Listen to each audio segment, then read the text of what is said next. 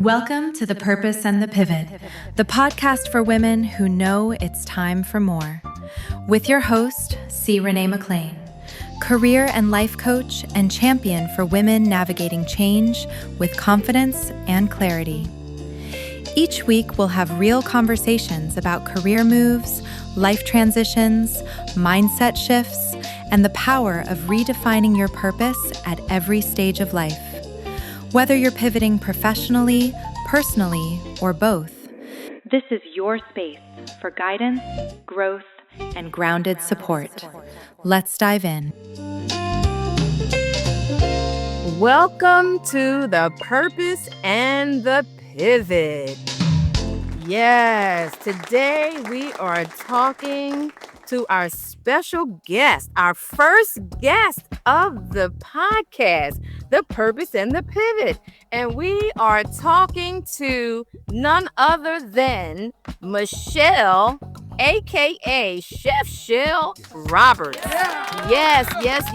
And Michelle is going to be talking to us about pivoting to government contracts. That is her thing. She is very knowledgeable. She is the founder and executive chef of Dr. Shell's Soul Food Kitchen Incorporated. And she is also a government contractor. Yeah. You can reach her at her website at www.drshellssoulfood.com, and that is DRSHELLSSOULF as in Frank OOD.com, drshellssoulfood.com. And she has a LinkedIn profile, which is linkedin.com/IN/Dr. Shell's Soul Food. And she's also on Instagram at Dr. Shell's Soul Food. So yes, let's go ahead and get into this. Thank you for joining us today. Dr. Shell, welcome to The Purpose and the Pivot. I am so excited. Thank you so much for having me. Oh, I am just so thrilled. Awesome. And this is the Michelle I actually mentioned her in one of my podcasts when I said that my friend Michelle, when you ask her how she's doing, and she says what? Awesome, fabulous, and amazing. This is her. This is exactly who I was talking about, guys, when I mentioned that in one of the other episodes. So this is Dr. Shell of Dr. Shell's Soul Food Kitchen. So, Dr. Shell, how would you briefly describe what you do today? What I do today, I am a private chef and caterer, and I have pivoted to government contracting, also using my passion for cooking. Awesome. That is so awesome. And I will tell you guys, her food is very good. It is absolutely delicious. I have had it before. I must tell you, she can cook. Okay. She can definitely cook. So, Dr. Shell, tell us, what types of clients or organizations do you typically work with? Generally, I do business contracts with several businesses around the city and some schools, and also private occasions. I'm listed on Airbnb now. So a lot of times when people come in from this, from whatever, just to visit to Atlanta, they'll call me and I'm right on their system. They could just book me for services. But I wanted something bigger. Now, as you continue to ask me, I'll tell you how I got into something bigger than that.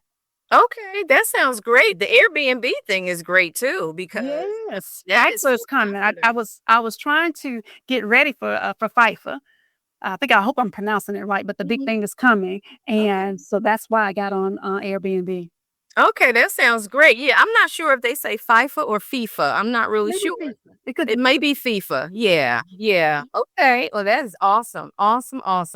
So tell us, what types of services and solutions do you provide through your government contracting services? Awesome. Thank you for asking. What I do is I provide lunch for the military. And so this is for the Army, National Guard, the Marines, and Coast Guard. And who am I missing? Navy. I think that's all of them. But anyway, they have an entry point where they're bringing in all the young people from 18 to whatever the age is to they're enlisting, and we provide lunch for them. So they're filling out the applications. Some of them go and, have a doctor's appointment or whatever that may be. Right before they're getting sworn in, they go on and give them a meal. So we provide lunch, just sandwiches, turkey, ham, roast beef, cookie, what else? Chips, and a cold drink or water. Okay, that sounds good. That sounds like a really good contract too. I have a 3-year award. That is awesome. That is yes, yes. God is very good. Yes, indeed. Yes, indeed. Yes, yes, yes. So, tell us, what industry or career were you in before pivoting into government contracting? Well, I've always been doing contracting of some sort in the IT field. So I've been an IT business analyst for the past over 30 years now. I used to say 26, but my kids are over 30 now. So I have to say 30 plus years I have been doing IT contracting as a business analyst.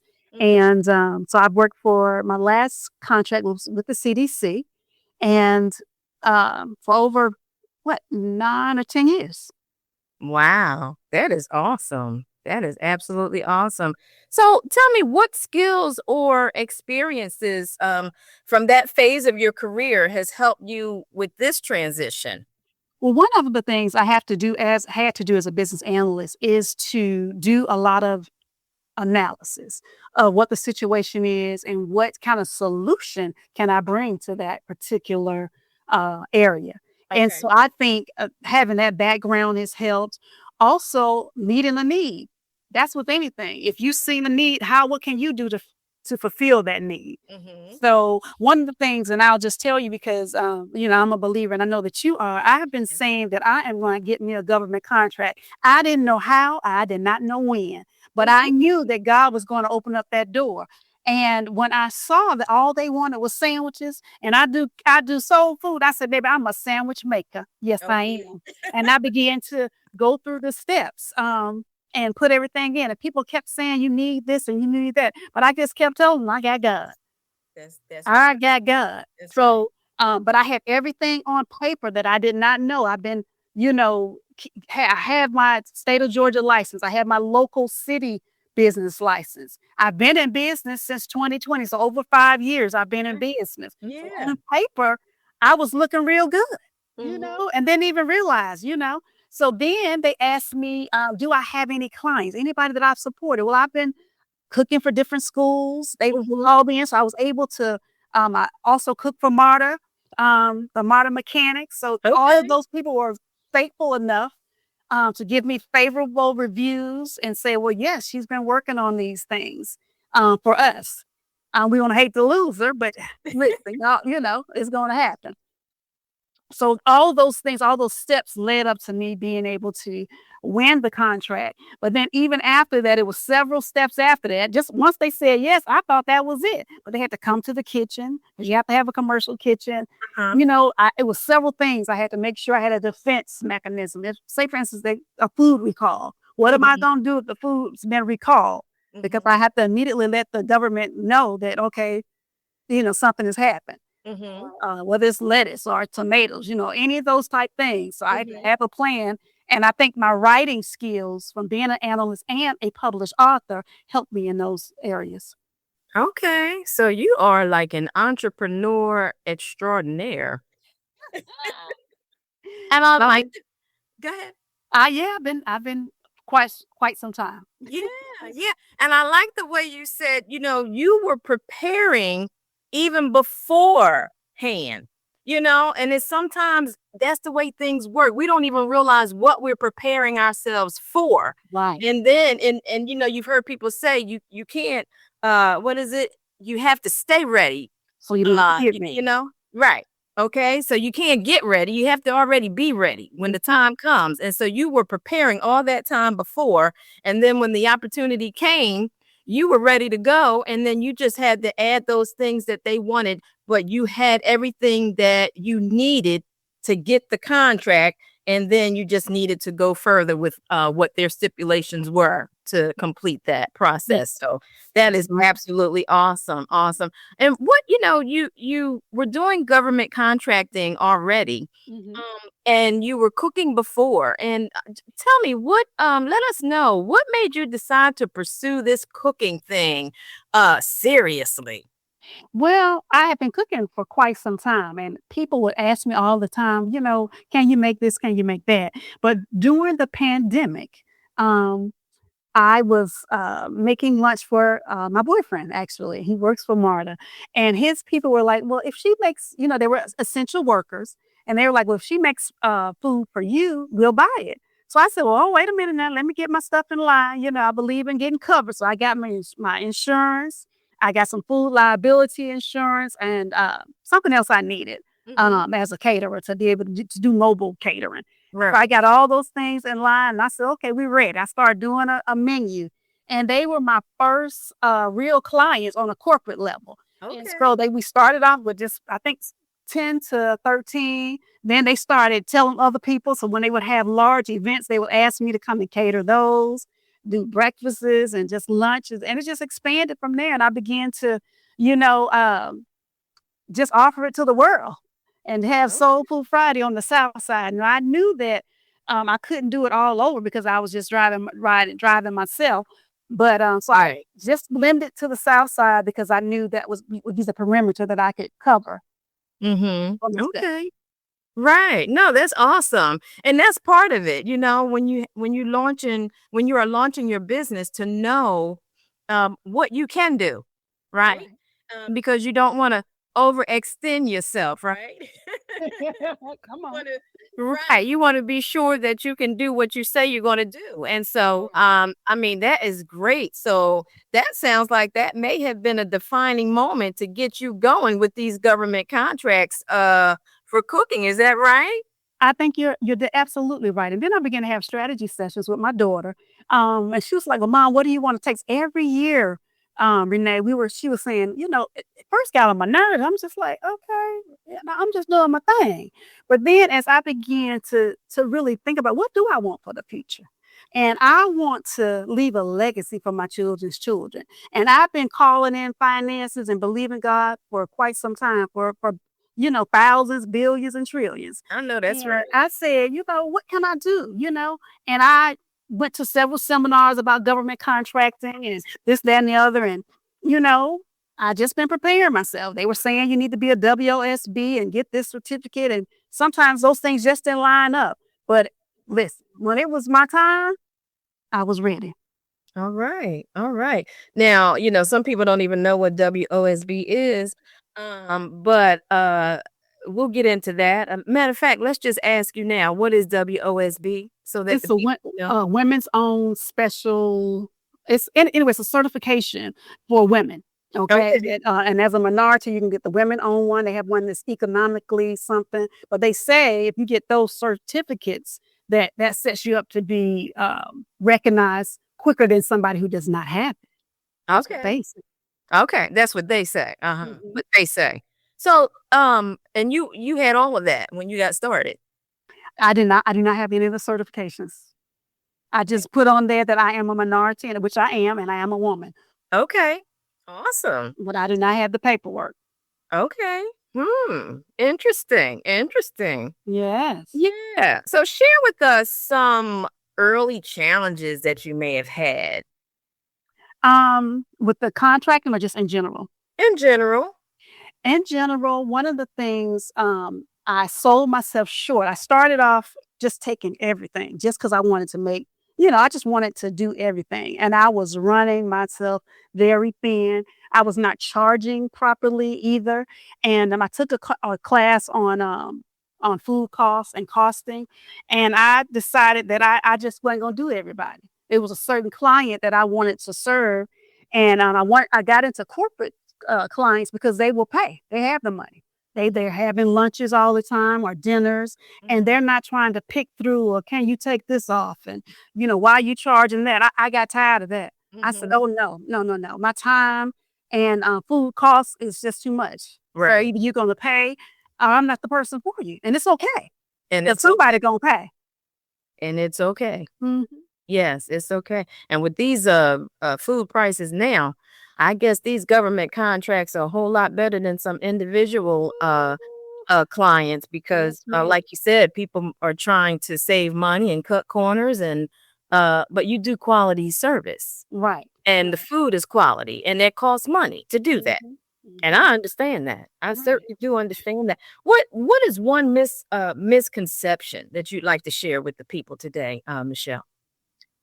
I think people when they see that you are a chef or a cook, they think it's a menial job. You know what I'm saying? She's just a cook. She's just a chef. Well, no, it's a very first of all, I am a certified culinary professional because I went and got my certificate. One of the reasons I went back to culinary school, although I have my master's and everything else, was that I did not want people to sell me short Mhm. that I wasn't a professional Okay. that I was more than a home cook. So, Okay. one of the things that people do, they'll talk down to you sometimes when but they want all this fancy food, but they Mm. want to talk down to you, or if you come and present your wares and they want to treat you like the help. No, no, ma'am, no ham, no turkey. We're not gonna do that. I'll leave your food right there on the counter because you paid for the food, but Chef Shell is gone. I hear you. I hear you. And when people go to a nice fancy restaurant, they don't question the credentials of the chef that's in Mhm. the kitchen, right? They do not. So why question a chef just because this is uh someone who may not be as well known as a famous chef, at a well-known restaurant? I mean, Mhm. they both had to go to school. And you went to school and you have your culinary paperwork, you have your certification. And so I understand there's just a certain level of clients. Yeah. And I get that. Mhm. I Mhm. definitely do get that. It makes a whole lot of sense to me. Yeah, and it was So less headache as well mm, because and when I stopped and it started with me. When I stopped selling myself short and realized, listen, you are a professional, you're doing a mhm, quality service, I'm gonna get paid for just that. 'Cause it's right. not just the food, it's my time. Exactly. Yeah. All the prep. All the prep. People All don't the realize prep that. Yeah. time. Right. Yeah, And then you also you have all of your supplies and everything. that part. And the quality of service. I mean, Mhm. come on. So, I mean, this I will tell you guys, Chef Shell is truly professional. Okay? She is truly a professional. You are not getting some cheap uh backstreet catering company. I mean, you're talking about somebody who has, first of all, standards, number one. Yeah. Okay. And then number two, she has all of the certifications, the education, and all of the professionalism that goes along with that. So, I mean, that's why she is Dr. Shell. Okay. And it's Dr. Shell's soul food cooking. And I'm telling you, it is so, so good. So, so good. So, Dr. Shell, what Yeah. encouragement would you give others that may be looking to get into either cooking or catering or government contracting within some other form of business? I say follow your dream. And when I tell you the government is one of the biggest places that they pay for everything. Okay. If you sell pens, it's a government contract for that. If you're a speaker, they are right now AI is very popular. If you can learn AI and they're really big on Copilot and I used to do Chat GPT, but now they with Copilot. But any of those sections, if you sell T-shirts, there is a section for that. I was at the facility that I work at. I was a little bit complaining about some of the cleaning, and they was like, "Well, oh, we've given this contract to a person who helps special needs people."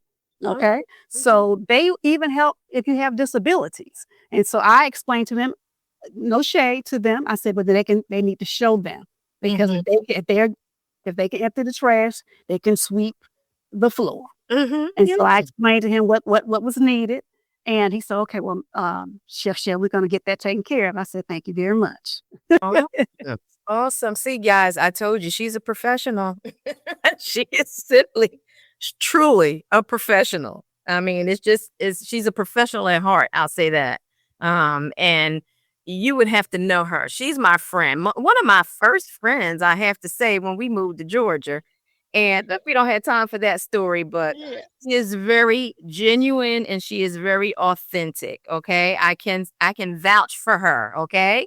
Um, so let's see. Let's talk about some of these resources that would be good for some of our listeners, Chef Shell. What kind of recommended resources would you like to offer? Well, if you want to get into government contracting, first of all, make sure that you have your business all your business stuff in line. Register with the state that you live in. Get your EIN number. And these are things, you guys, that you can do for free. Do not pay anybody for this, okay? Go to irs.gov, and get your EIN for yourself. You first would have to log on with your state. If you're in Georgia, you just go to the state of Georgia and you apply for your business license. But most states have that. Get those two things first, okay?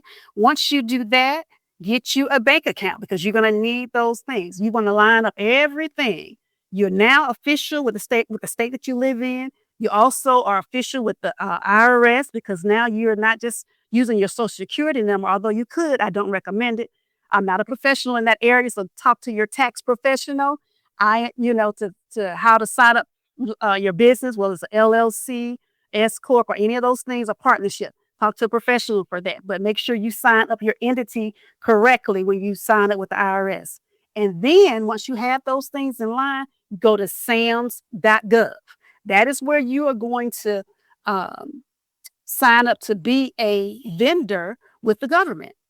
And after that, you're going to begin to put an alert in your phone or email alerts so that you begin to get whatever your area is. For me, it was catering. So I put in food, mobile food, just anything related to foods. They're called NAICS codes. So you just look for those codes, put those things, anything that you're interested in. It was one more thing that I get a lot of. I can't remember what it is, but they always are sending me these things. Oh, like even giving away food. Now, I don't have a food pantry yet, but I get a lot of things for food pantries as well, because that's one of the NAICS's codes that I use. Okay. So you sign up, you do all those things, do your research, and give yourself like a little alert. Everything will come to your inbox. And when you see those things, just scan through. And if you see that it's something that you want to go for, don't be ashamed. Don't be afraid. Just go for it. Thank you. Thank you, Chef Shell. You are so encouraging. Guys, if you are out there and you are looking to pivot, because this is the purpose and the pivot, if you're looking to pivot to government contracting, I tell you, she has given us a lot of information today, and you can connect with her also.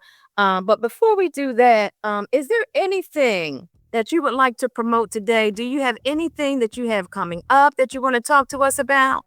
Well, like I said, I am on Airbnb. So if you have any guests coming to the city of Atlanta, tell them to look up Dr. Shell Soul Food. And also, we are doing catering still. We are not doing the weekly meals, but if you want meal prep, we can set you up some meals for the week.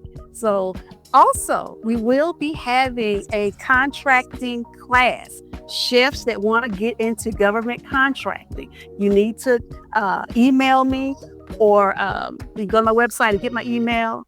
I don't want anybody texting me, so you can email me at chefshellfood@gmail.com and get that information, because I want to help others. I believe that it is money out here for all of us, you guys. Let me tell you, I am favored by God. Let me just tell you that I am, but I am one of his favorites, and you are too. So if this is something that you're interested in, it doesn't have to be cooking. It could be janitorial service. It could be whatever you want. But get your foot in the door, because they have small set-aside monies just for you. Awesome. Awesome. Awesome. Awesome. Well, guys, this is going to be the end of a very informative session today, and I am also going to add Chef Shell's information in the show notes, because I know sometimes we're talking and some people are driving. when they're listening, and some are working and you didn't get a chance to jot anything down. So we are going to put her information will be in the show notes along with ours. And so any last words, Chef Shell, for our listeners today? Well, I just want to thank you for having me on The Purpose and the Pivot. This has been exciting. We are great friends, and I am so proud of you and what you are doing with this show. And thank you for letting me be your first guest. Absolutely, guys. She is my very first guest, and she will not be the last. And who knows, we may have her come back again. You never know. So until next time, be encouraged, enlightened, and empowered. This is C. Renee McLain. Thank you for joining us today. Thank you for tuning in to The Purpose and the Pivot. If today's episode encouraged or inspired you, be sure to follow the show and share it with another woman who's navigating her own transition. For coaching support or to connect with C. Renee McLain directly, visit McLain Career and Life Coaching, or schedule a consultation using the link in the show notes. Remember, your purpose evolves, and you have permission to pivot. Until next time.